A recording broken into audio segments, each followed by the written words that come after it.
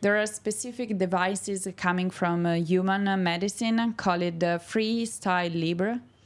Those devices can be installed on the cutaneous surface of the dogs for 14 days, and that devices are able to be connected with your mobile phone and the veterinarian mobile phone, and they are recording the glucose level every 30 seconds. So in that case, you can record the glycemic index for more than 14 days every 30 seconds. So you have a specific range of glycemic variance and the rate when the dog is hyperglycemic or low glycemic. So in that case, you can see if the dog is affected by diabetic.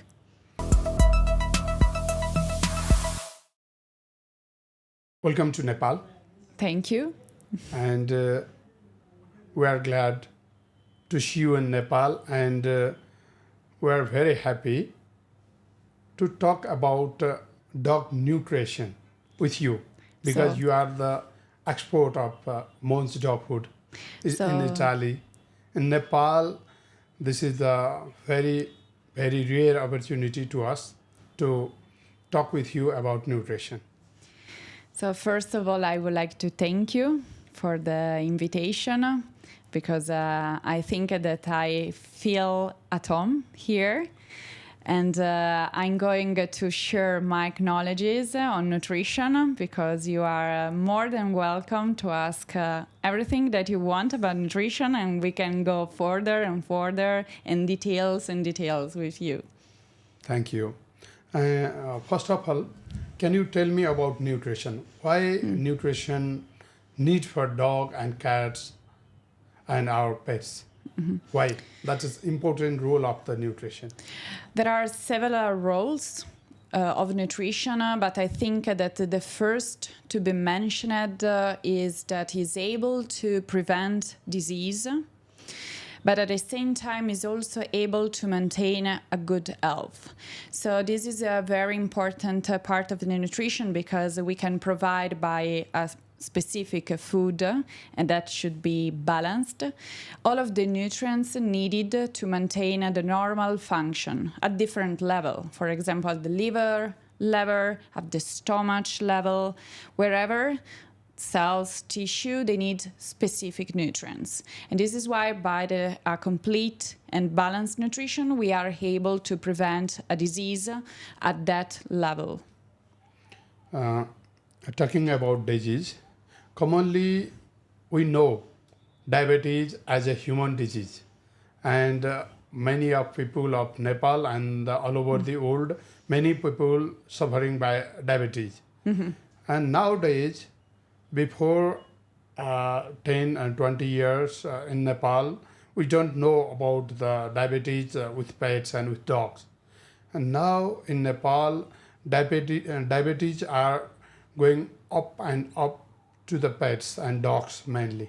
So what is the reason why diabetes are common for the dog nowadays? Okay, you are right when you say that the diabetic in the dog is very similar to the humans one, because if we are talking about the cats, it's a completely different type of disease. So if we are talking about dogs, we can say that the prevalences of diabetic is rising, higher prevalences, not only in Nepal, around the world. And what the studies said until now is that it might be related to the unbalanced nutrition.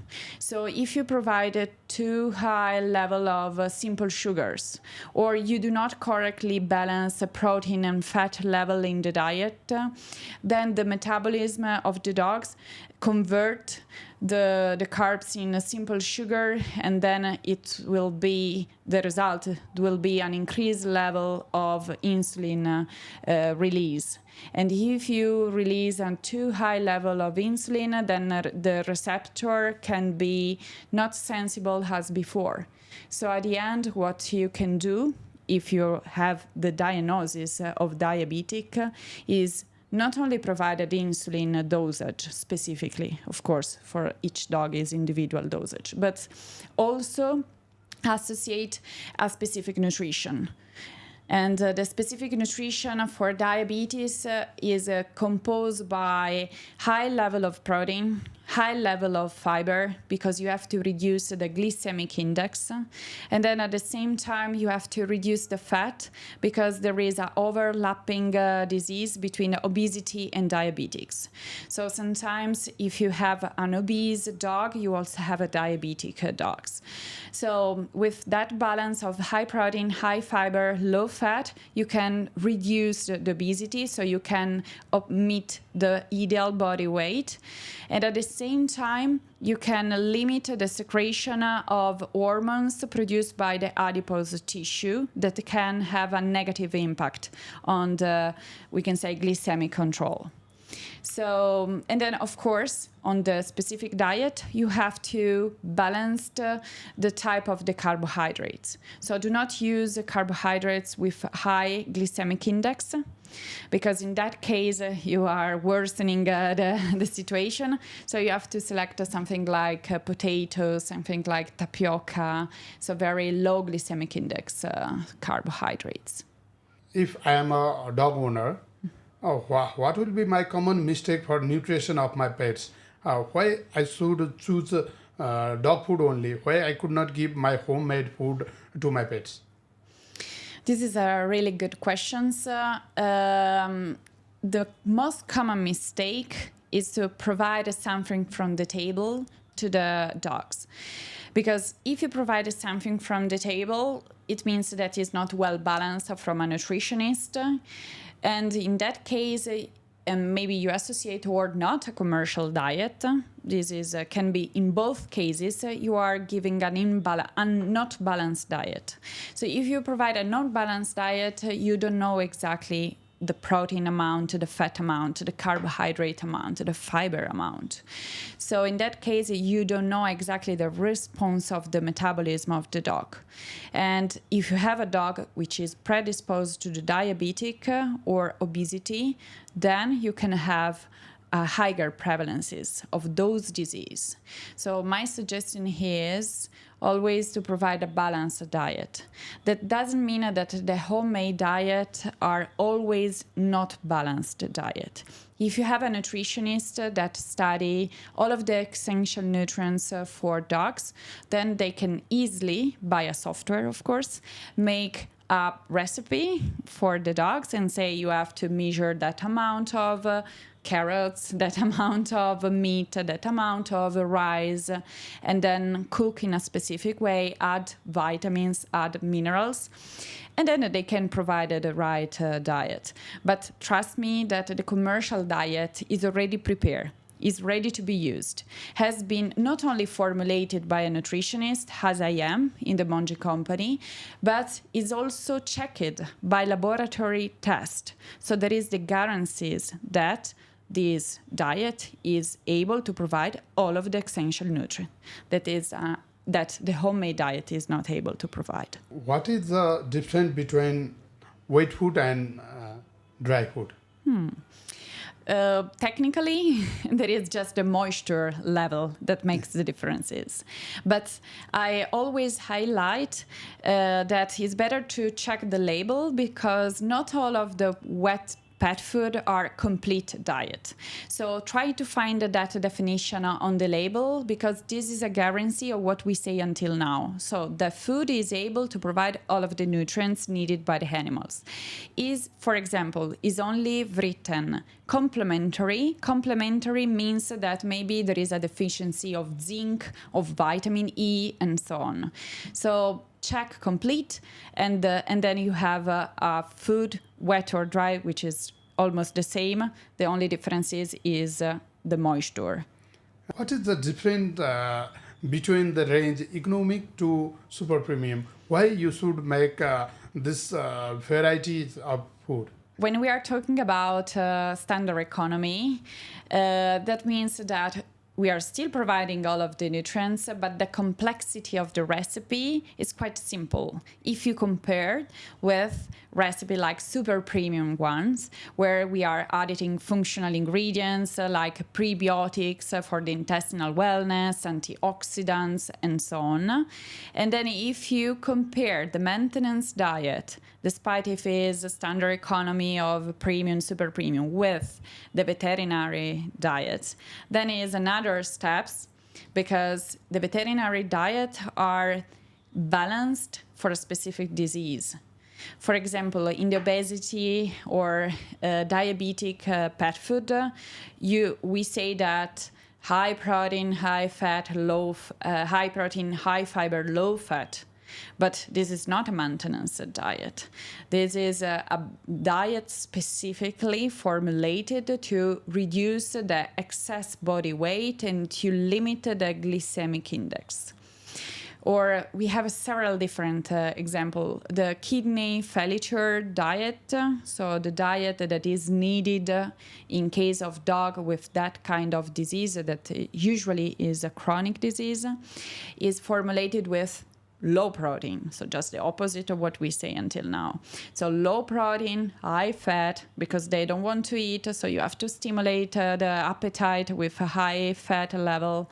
And they are specifically formulated by veterinarians. So the nutritionist can be veterinarian, as I am both veterinarian and nutritionist, but the veterinary diet should be absolutely under veterinary opinion.